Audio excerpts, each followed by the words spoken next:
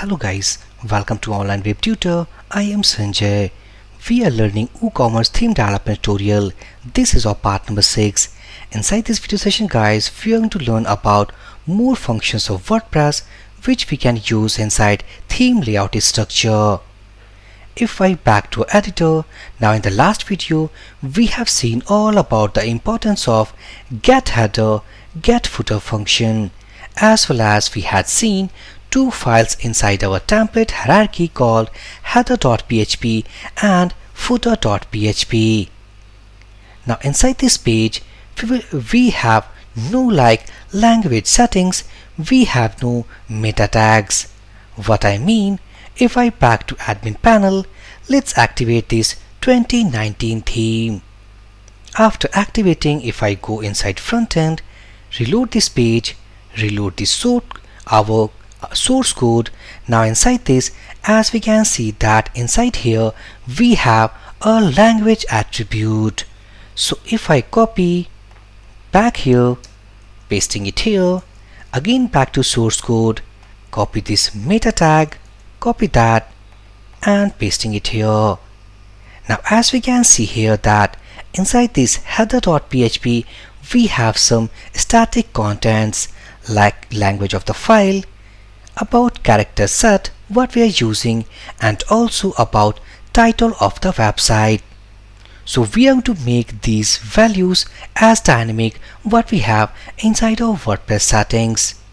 It means that we are going to take this value what we are going to make inside WordPress settings, we are going to fetch that value and use inside this header.php file.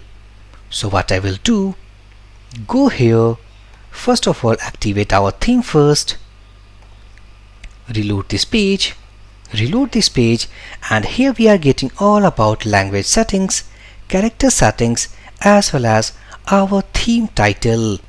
Now we want these values dynamically what we have inside our WordPress setup. Go here. Now for this language we will have a WordPress function called language underscore attributes. Now if we save this change, go here, reload this page, and as we can see that this time we are getting this value as dynamic by the help of this function. It means that by the help of this function, what the WordPress is globally using, it is going to take the value and echo inside this HTML opening tag.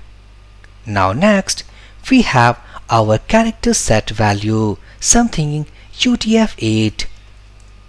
So to use the value as dynamic value, we are going to use a function called blog info. Inside this blog info, we need to pass char set key. Automatically, it is going to take about the character set values of the WordPress setting and put inside this meta tag.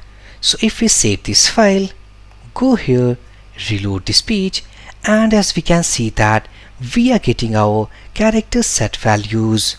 Let's say that if we get rid of this, save this file, reload this page, now we have no character set values. Now pasting it here, reload this page, and this time these two values we are getting dynamically from our WordPress settings. Now next, we want to get all about its title. How can we see about the title settings inside WordPress? Go here, inside these settings, click on general. Inside this general, this is all about our site title, and also apart from this site title, this is our page language what we have seen here. The settings of this page language we have inside this general settings, and here as we can see that site language equal to English United States. So that's why we are getting EN-US. Now let's say that we want to take this dynamic title from here inside this. How can we get? As we know that right now we have a static title inside this page. To get our dynamic title, simply go inside this title tag. Let's echo blog info, and inside this I am to pass the title key. All we have done. If we save this file, go here, reload this page, and as we can see that we are getting the dynamic title of our theme what we have inside our WordPress settings.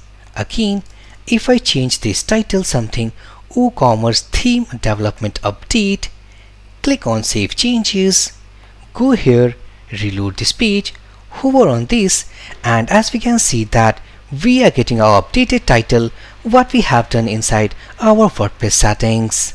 So this is all about, guys, the use of our character set, language attributes, as well as the blog title.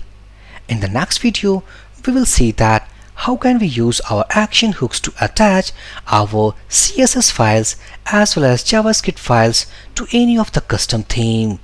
So inside this video session, guys, if you have a doubt, then please drop your comment. I will give my reply as soon as possible.